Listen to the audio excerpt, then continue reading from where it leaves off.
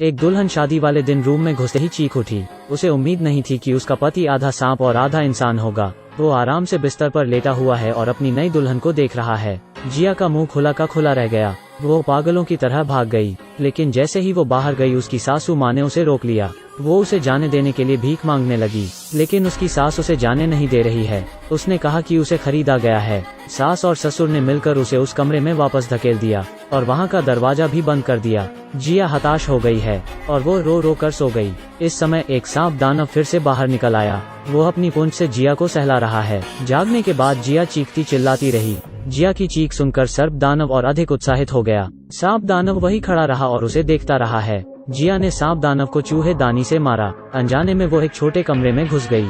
उसे एक लोहे की छड़ मिली और उसने खिड़की खोलने की कोशिश की, लेकिन वहां से निकलना मुश्किल है। लेकिन सांप दानव अभी भी पीछा कर रहा है। जिया काफी मुश्किलों के बाद वहां से भाग गई और जाकर एक आदमी से टकरा गई।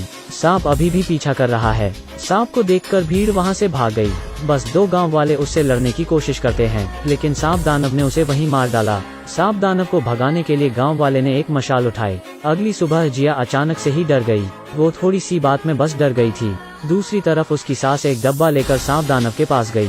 उसने उसके टूटे हुए दिल को दिलासा दिया, लेकिन सांप दानव 40 साल से अकेला है। वो गुस्सा हो जाता है, तभी डब्बे में से एक चूहा बाहर आता है। वो उस छोटे चूहे को उठा लिया। ठीक उसी समय जिया के सास और ससुर बात कर रहे हैं कि वो लोग एक नई दुल्हन खरीद लाएंगे, लेकिन तभी किसी ने दरवाजा खटखटाया। उन्होंने दरवाजा खोला और देखा कि बाहर जिया खड़ी है। वो दोनों ये देखकर दंग रह गए। उसने कहा कि वो फिर से नहीं भागेगी। वो देर रात दूध का बर्तन लेकर जा रही है। उसने चुपचाप से उसमें एक द्रव्य मिलाया। उसने दूध को सांप के बिल के पास रख दिया। सर्प दानव बाहर आया और जल्द ही सारा दूध पी लिया। उसने पीछे मुड़कर जिया को देखा। वो जब गुस्से से जिया की तरफ आगे बढ़ता है, अचानक उसके शरीर से एक चमकदार रोशनी बाहर आती है। वो कुछ ही समय में गिर जाता है। जिया मुस्कुराई और दरवाजा खोला। वो काफी खुश लग रही है। जल्द ही एक सुंदर आदमी ने दरवाजा खोला। जिया को पहली नजर में उससे प्यार हो गया। वो उसकी छाती को सहलाते हुए उससे बात करने लगी।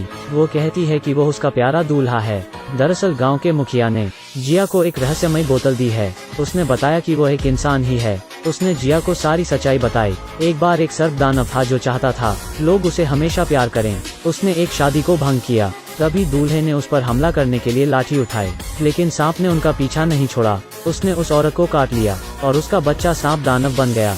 गांव के मुखिया ने जिया को बताया कि सांप दानव के श्राप हटने के बाद खूब सारा धन मिलेगा। अगले दिन जिया अपने ससुराल में रहती है।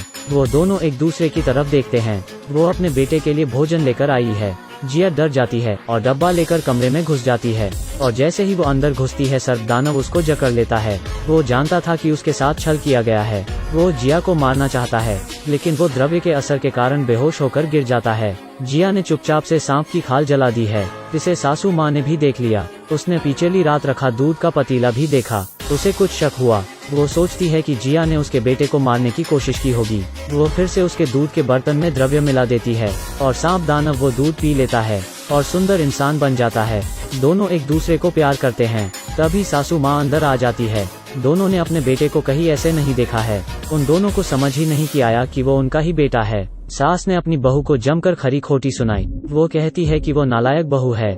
जिया उन्हें सच बताती है। यह सुनकर उन दोनों को यकीन नहीं हुआ। सांप आदमी वापस अपने रूप में आ जाता है और उसे गांव वालों ने पकड़ लिया है। गांव का मुखिया आया और उसने सांप दानव पर हमला किया। इससे दानव शांत हो गया। उसने ग्रामीणों को विदा किया। उसने उसके पिता को बताया कि आज पूर्णिमा की रात है। उसके पास एक उपाय है जिससे वो सर्प दानव को श्राप से पूरी तरह छुटकारा दिला सकता है। परिवार रात तक इंतजार करता है। जल्द ही चंद्रमा पूर्ण होने वाला है। उन्होंने नाक को नीचे रख दिया। मुखिया ने उसे एक रहस्यमय द्रव्य खिलाया। मंत्र की ध्वनि के साथ सर्प दानव जाग जाता है, लेकिन सर्प दानव जो अभी अभी उठा गुस्से की स्थिति में है। वो काफी भूखा है। उसे शांत नहीं कर सकते। सर्प दानव के शरीर में से अजीब सी रोशनी बाहर आती है। उसने जिया को काट लिया। सर्प दानव जमीन पर गिर गया और जिया बेहोश हो गई। उसके पति को श्राप से छुटकारा मिला, लेकिन सांप के काटने के वजह से जिया अब सांप दानव बन चुकी है।